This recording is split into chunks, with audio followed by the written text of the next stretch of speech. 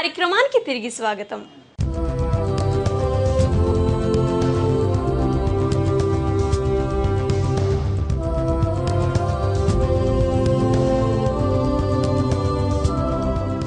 Doctor గారు, ఈ గురకకి ఎలాంటి మందులు ఉన్నాయో వివరిస్తారా? గురక అనేది అంటే మందులతో తగ్గే జబ్బు కాదు. కాబట్టి చాలా మట్టుకి వీళ్ళల్లో ఈ కండరాల బిగుతు మనం బాగా ఇంప్రూవ్ చేయాలి, లేదా శ్వాస వ్యవస్థ, శ్వాస నాళాల వెడల్పుగా మనం చేయాల్సి ఉంటుంది. కాబట్టి అది మెషిన్ ద్వారా కానీ లేదా సర్జరీ ద్వారా కానీ మాత్రమే సంభవం అవుతుంది.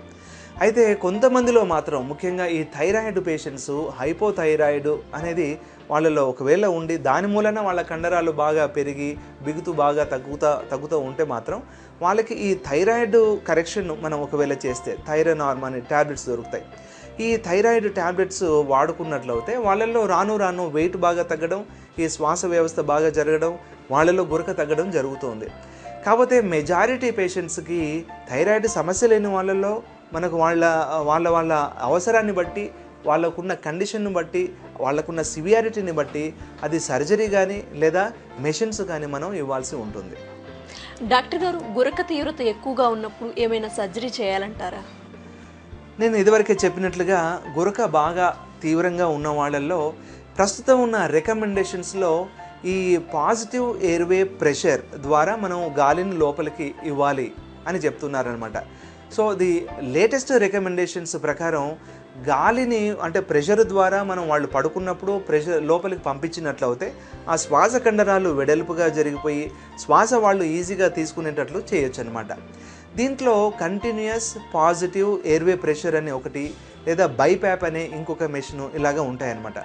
ఈ కంటిన్యూయస్ పాజిటివ్ ఎయిర్వే ప్రెషర్ లేదా సిప్యాప్ మెషిన్ లేదా బైప్యాప్ మెషిన్ అని అంటాం. సో ఈ మెషిన్స్ని మనం పడుకున్నప్పుడు, నిద్రలో జారుకుంటున్నప్పుడు మనం అది మొహానికి పెట్టుకోవాలి. అది ముక్కుకు ఉంటాయి లేదా కంప్లీట్ ఫేస్ కూడా ఉంటాయి. సో దాన్ని అవి పెట్టుకోవడం మూలాన ఆ మెషిన్ ద్వారా మనకు ఆ గాలి అనేది ప్రెషర్ ద్వారా లోపలికి వెళ్తుంది. ఈ ప్రెషరు వెళుతూ ఉన్నప్పుడు గొంతులోని కండరాలని అవి వెడల్పు చేస్తూ ఉంటుందన్నమాట. దాని ద్వారా మనకు ఊపిరి తీసుకోవడం చాలా సులువుగా ఉంటుంది. ఈజీగా మనం గాలి తీసుకోవటం, వదిలేయటం కూడా చేసుకోవచ్చు అనమాట.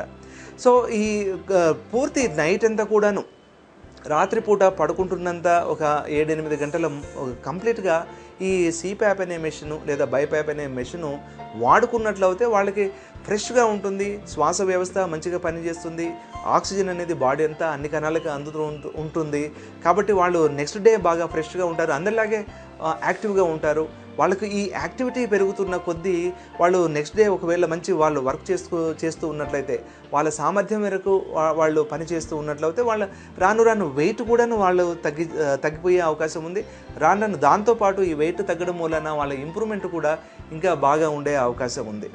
అయితే ఇది ఎన్ని రోజులు పెట్టుకోవాలి అనేది చాలామంది అడిగే సమస్య అనమాట. ఈ సిప్యాప్ కానీ బైప్యాప్ కానీ ఇలాంటి మెషిన్స్ కొంతమంది 3 నెలలు, కొంతమంది 6 నెలలు, కొంతమంది కొన్ని సంవత్సరాలు కూడా వాడాల్సిన అవసరం ఉంటుందన్నమాట. అయితే వాడుతున్నప్పుడు మొట్టమొదటి కొన్ని రోజులు లేదా కొన్ని గంటలే వాళ్ళకి బాగా ఇబ్బంది అనిపిస్తుంది అనమాట. అంటే ఎవరం కూడా మనం మామూలుగా నిద్రపోయేటప్పుడు ఎలాంటి డిస్కంఫర్ట్ లేకుండా హ్యాపీగా పడుకుందాం అనుకుంటాం. అలాంటిది ఒక మెషిను, అది కూడా ఒక మాస్క్ ముక్కుకి నోటికి పెట్టేసి పడుకోవడం అనేది ఎవరికైనా ఇబ్బందే.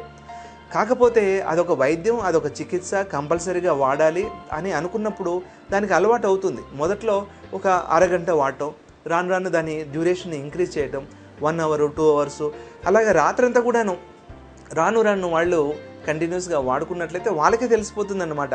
నెక్స్ట్ డే తాము ఎంత ఫ్రెష్గా ఉన్నాము, అసలు ఎంత యాక్టివ్గా ఉండగలుగుతున్నాము, తాము ఎంతగా పని చేయగలుగుతున్నాము అనేది.